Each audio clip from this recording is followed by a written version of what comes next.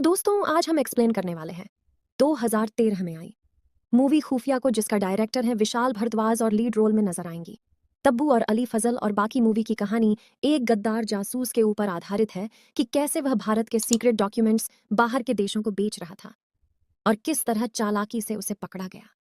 कैसे क्या हुआ यही आपको मूवी में देखने को मिलेगा। तो अब ज्यादा देरी न करते हुए चलिए अब आपको सुनाते हैं। इस फिल्म की कहानी की शुरुआत में हम Bangladeshi defence minister brigadier Mirza को देखते हैं, जो कि हिना नाम की एक लड़की से मीठी रसीली बातें कर रहे थे। हिना उनके लिए उनका मन पसंदीदा परफ्यूम लाई थी क्योंकि उनका जन्मदिन था। उन दोनों में बातें चल रही होती हैं कि तभी मिर्जा के पास एक फोन आता है, जिसके बाद से वह हिना को अलग ही शक की निगाह से देखने लग जाता है। यहाँ हमें पता चलता है कि उस परफ्यूम में जहर है और हिना मिर्जा को मारने आई थी, लेकिन सच सामने आने के बाद मिर्जा ही उसे मार डालता है। यह खबर जब रॉ एजेंट कृष्णा मेहरा को पता चलती है तो वो अपने सीनियर से भिड़ जाती है कि आप लोगों की वजह से वो मारी गई। हीना एक रॉ एजेंट थी जिसका कोडनेम था ऑक्टोपस। उसे मिर्जा की जासूसी करने और फिर मारने के लिए भेजा गया था, पर कोई था रॉ के अंदर ही जिसने यह जानकारी लीक कर दी। अब कहानी यहाँ से 3 साल पीछे जाती है, यह बताने के लिए कि हिना और कृष्णा के बीच रिश्ता क्या था और वो कैसे मिले। हिना एनएसआई के अकाउंट डिपार्टमेंट में काम करती थी। मिर्जा उस पर नजर रख रहा था, तो हिना कृष्णा को उसकी जानकारी देते हुए बताती है कि मुझे मिर्जा से नफरत है, वो आईएसआई की कठपुतली है और मुझे पैसे की भी जरूरत है, पिताजी का इलाज कराने के लिए, इसीलिए मुझे आपके साथ काम करना है। हिना ने जो जानकारी दी थी वह बिल्कुल सही निकलती है, तो उस पर भरोसा करके कृष्ण मेहरा उसे अपने साथ काम करने का मौका दे देती हैं।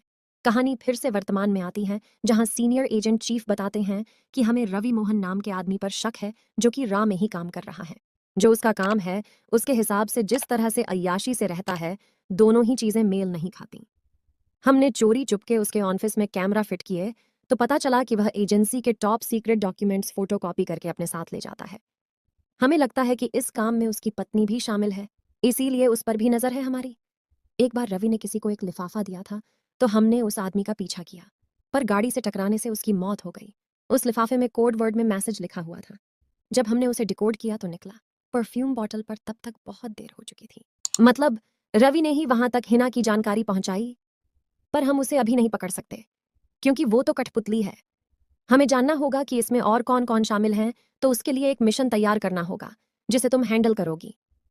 कृष्णा की ऐसी नौकरी थी कि उसका बेटा हमेशा उससे नाराज रहता था क्योंकि वो उसे टाइम नहीं दे पाती थी।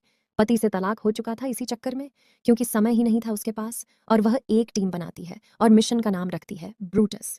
वह जब अपने बच्चे को स्कूल से लेने जाती है और दादी भी जब कहीं बाहर थी, 2 केएम की टीम रवि के घर में घुसकर हर जगह कैमरा और माइक्रोफोन लगा देती है ताकि सब देख सुन सकें।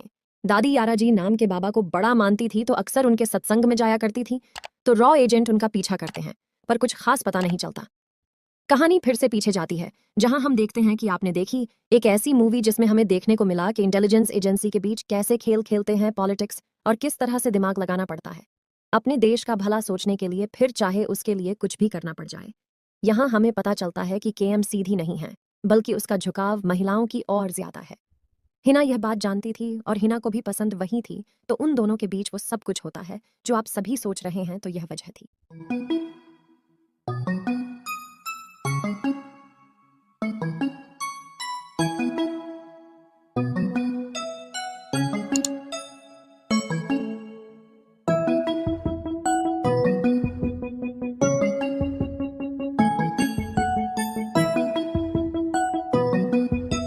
रवि चारू को हमेशा महंगी महंगी चीजें लाकर दिया करता था, तो चारू हमेशा उससे पूछती रहती थी कि आखिर इतने पैसे कहाँ से आ रहे हैं, पर रवि उसे कभी कुछ नहीं बताता था। रवि अपनी माँ के पास होता है कि तभी माँ कहती हैं कि फाइलें मिलने की डिलीवरी कब है। यह सुनकर कैम और बाकी सभी शॉक हो जाते हैं कि रवि के साथ उसकी माँ भी मिली हुई है। रवि की जासूसी करते उन्हें पता चलता है कि पहले एक आदमी उसकी गाड़ी की डिग्गी से बैग लेता है जिसमें की फाइल रखी होती है और उसके बदले पैसे रखता है। फिर वो आदमी एक पीसीओ में जाकर दूसरे आदमी को फाइलें देता है, और फिर वो दूसरा आदमी एक दीवार की गैप में कागज रख देता है जिसे लेने आती है यूएस एजेंसी में काम करने वाले रेचल। मतलब रवि वो सारी सीक्रेट जानकारियां सीआईए को दे रहा था। पैसों के बदले अब चीफ अपने सीनियर ऑफिसर को यह जानकारी देते हैं कि रवि आपके करीबी दोस्त रेचल को जानकारी पास कर रहा है। हमें पता चला है कि एक और इंसान है जो जानकारी लीक कर रहा है, क्योंकि पिछले मिशन में सिर्फ परफ्यूम पोर्टल की जानकारी लीक हुई थी, न कि उसका नाम कि कौन है वो। यहाँ पता चलता है कि यह जानकारी सीनियर ने ही रेचल को बताई थी।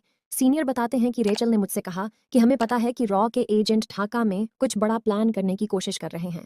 ओसामा बिन लादेन को सौंपने के लिए हम इस्लामाबाद को लालच दे रहे हैं। अगर आपको ऑपरेशन किसी भी तरह हाई कोर्ट ठेस पहुंचाता है तो आप अप्रत्यक्ष रूप से हमारे मिशन को खतरे में डाल रहे हैं। अमेरिका और भारत के बीच परमाणु सहयोग समझौता होने जा रहा है, तो अगर वे ऐसा कुछ होता है तो इस डील को अमेरिका रद्द भी कर सकता है।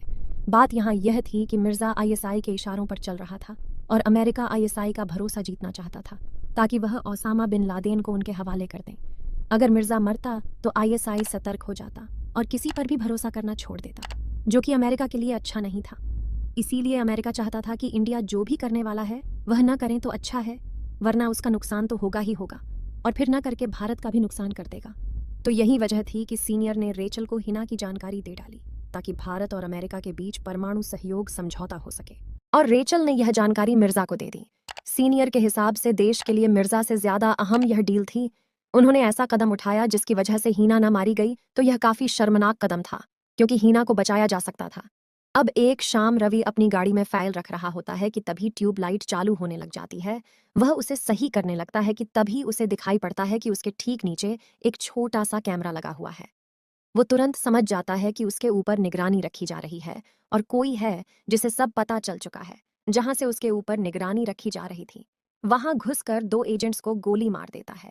वो चारू से कहता है कि जल्दी से सामान रखो, हम अमेरिका जा रहे हैं, उनकी गाड़ी हमें लेने आ रही है। चारू को समझ नहीं आता कि अचानक से क्या हो गया, क्यों जा रहे हैं अमेरिका। उसे शक हो जाता है कि रवि अपने ही देश को धोखा दे रहा है और माँ भी उसके साथ शामिल है। रवि कहता है कि मैं तालिबान के खिलाफ लड़ने में अमेरिका की मदद कर रहा हूँ। अगर तालिबान अफगानिस्तान से निकल जाता है तो सबसे ज्यादा फायदा इंडिया को होगा, लेकिन यह हमारी महान एजेंसी के आकाओं की समझ से बाहर है। मैंने पूरी कोशिश की समझाने की, लेकिन मैं हार गया।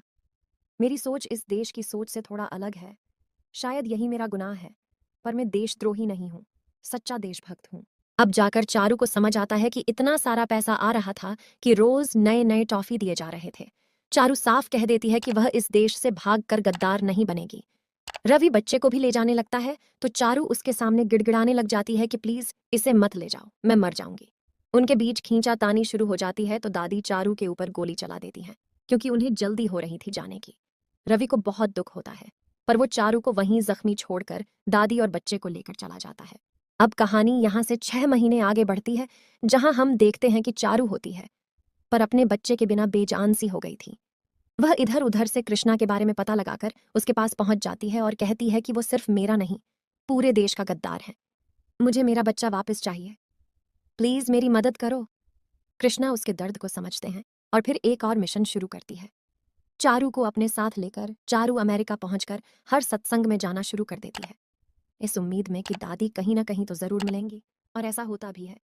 दादी जब उसे अपने सामने देखती हैं तो डर सी जाती है कि ये यहाँ कैसे आ गई। दादी को शक हो रहा था कि कहीं मिशन वालों ने तो इसे नहीं भेजा, तो यारा जी बताते हैं कि यह कई महीनों से हमारे साथ हैं और हमने पूरा बैकग्राउंड चेक किया है, इसका उनसे कोई वास्ता नहीं। दादी सोचती हैं कि यहाँ रहकर खुद ही घर का सब काम करना पड़ता है, तो इसे साथ रख लेती हूँ, कम से कम घर का काम तो नहीं करना पड़ेगा। और चारू को घर में एंट्री मिल जाती है। चारू जब अपने बच्चे से मिलती है तो बहुत खुशी होती है, पर रवि उसे देखकर बिल्कुल खुश नहीं होता और उसे शक की निगाहों से देखता। वह उसके बैग की पूरी तलाशी लेता है कि कहीं कुछ जासूसी वाला सामान तो नहीं, पर उसे कुछ नहीं मिलता। दादी चारू से कहती हैं कि उस रात मैंने तुम पर गोली चलाई, लेकिन मैं तुम्हें मारना नहीं चाहती थी। चारू के मन में तो गालियां ही आ रही होंगी, पर वह प्यार से कह देती है कि कोई बात नहीं, मैं समझ सकती हूँ। रवि और माँ में इस बात पर खूब बहस होती है कि वह बिना बताए चारू को यहाँ क्यों ले आई। यहाँ पता चलता है कि जासूसी करने का आइडिया माँ का ही था और उन्हीं के चलते रवि भगोड़ा बना। रवि भी कम नहीं था, उसे पैसा और अय्याशी दिखी तो वह गद्दारी कर गया। अब चारू घर में हर जगह कैमरा और माइक्रोफोन लगा डालती है ताकि और जानकारी मिलना शुरू हो और पता चले कि वह क्या बातें करते हैं। यह मिशन था उन्हें वापस भारत लाने का, पर उनका नाम पता सब बदल गया था, तो लीगली ऐसा किया नहीं जा सकता, तो बिना किसी को खबर लगे यह काम सीआईए का एक आदमी डेविड चारू से पूछताछ करवाता है। तो चारू इतना ट्रेंड होकर आई थी कि वह नॉर्मल रहकर सब बताती है, जो जो पूछा जाता है, जैसे यहाँ कैसे आई, कहाँ रुकी थी, अब तक वगैरह वगैरह। सीआईए को चारू पर पूरी तरह से यकीन नहीं हो रहा था, इसीलिए उस पर नजर रखने के लिए रवि घर में कैमरा और माइक्रोफोन लगा देता है। ये बात चारू को पता चल जाती है तो वह एकदम आम जिंदगी जीने लगती है। उन लोगों के साथ रहकर जैसे पहले रहती थी। सीआईए रवि के साथ भी खेल खेल रही थी। पहले तो बोला गया था कि यहाँ आकर तुम्हें यहाँ की नागरिकता मिल जाएगी, पर अब उसे बहाने देकर लटकाया जा रहा था और उनकी तरफ से कोई भी मदद नहीं मिल रही थी। कई महीने बीतने के बाद सीआईए को यकीन हो जाता है कि चारू में कोई गड़बड़ी नहीं है और सब क्लियर है, तो चारू तुरंत एक्टिव होकर यह खबर कृष्णा तक पहुंचा देती है कि मौसम साफ हो चुका है। चारू को उनके साथ रहने में बिल्कुल भी अच्छा नहीं लग रहा था। उसे घुटन होती थी, रोना आता था, पर मजबूरी थी साथ रहना। अब एक रात रवि का पड़ोसी चारू के पास आता है और बताता है कि मुझे शक हो रहा है कि कोई तुम्हारे घर पर नजर रख रहा है। कल सुबह होते ही मैं रवि से इस बारे में जरूर बात करूंगा। पड़ोसी कुछ दूर चला ही था कि तभी कृष्ण गाड़ी से टक्कर मार देती है, क्योंकि अगर उसे नहीं मारती तो चारू मारी जाती। चारू यह सब देखकर एकदम दंग रह जाती है कि इनके लिए तो किसी को मारना कोई बड़ी बात नहीं, इन पर भरोसा नहीं किया जा सकता। वह अगले दिन बच्चे को लेकर चुपके से भाग जाती है। चारू मेट्रो स्टेशन में मेट्रो का आने का इंतजार कर रही होती है।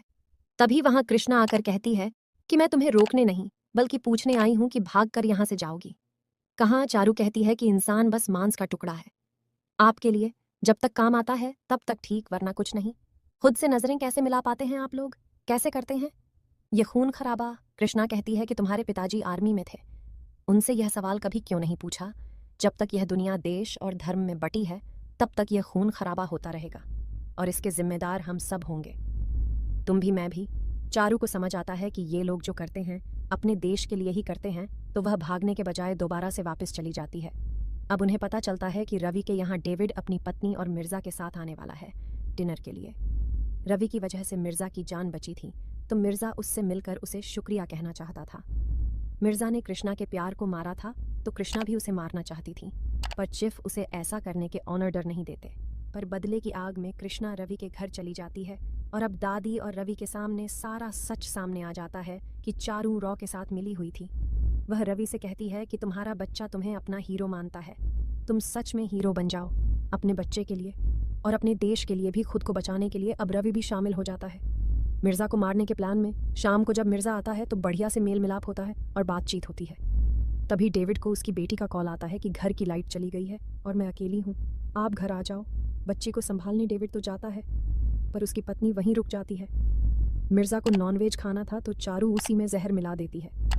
मिर्जा बाकी सबको भी खाने को कहता है, पर सब नॉनवेज खाने से मना कर देते हैं। मिर्जा समझ गया था कि जरूर कुछ ना कुछ तो गड़बड़ है, तो वह दादी के गले में चाकू रखकर वहां से भागने की कोशिश करता है। इस लड़ाई में दादी मारी जाती हैं। अपनी मां को मरता देख रवि गुस्से में मिर्जा की खोपड़ी पर मार देता है और उसे मारने ही जा रहा होता है कि तभी कृष्णा उसे रोक देती है। डेविड जब वापस आता है अपनी बीवी को लेने, तो पता चलता कि यहाँ तो अलग ही कांड हो रखा है। कृष्णा कहती है कि हमारे पास सारे सबूत हैं कि तुम्हारी एजेंसी रवि से जासूसी करवा रही थी, तो तुम पूरी तरह से हर जगह बेनकाब हो जाओगे और जो प्लांट्स हैं तुम्हारे वो सब फेल हो जाएंगे। दोनों के बीच समझौता होता है कि मिर्जा अपने आप ही मर जाए तो अच्छा रहेगा। यहाँ मिर्जा का खून बह रहा होता है और वहीं सब मस्त खाना खा रहे होते हैं। उसके मरने का इंतजार करते करते हैं इसके बाद हम देखते हैं कि न्यूज़ चैनल्स पर खबर चल रही होती है कि ब्रिगेडियर मिर्जा यूएस घूमने गए थे, जहां एक होटल में नहाते हुए फिसल गए और गहरी चोट के कारण उनकी मौत हो गई। तो लोगों ने ऐसा माहौल बनाया कि लगे कि वह गलती से मर गया, ताकि किसी का नाम ना आए। मतलब सांप भी मर गया और लाठी भी नहीं टूटी। अब हम देखते हैं कि रवि को जहाज के कंटेनर में छुपाकर भारत ले आते हैं। कृष्णा ने एक बार चारू से अपनी जिंदगी के बारे में काफी कुछ बताया था, तो चारू उसे सुझाव देती है कि जो भी बातें हैं तुम अपने बेटे को बता दो। और सच का जख्म गहरा तो होता है, पर ज्यादा देर तक हरा नहीं रहता। कृष्णा चारू की बातों को समझती है और अपने बेटे को फोन लगाकर उससे बात करना शुरू कर देती है। अपने बारे में सब कुछ बताते हुए मूवी खत्म हो जाती है।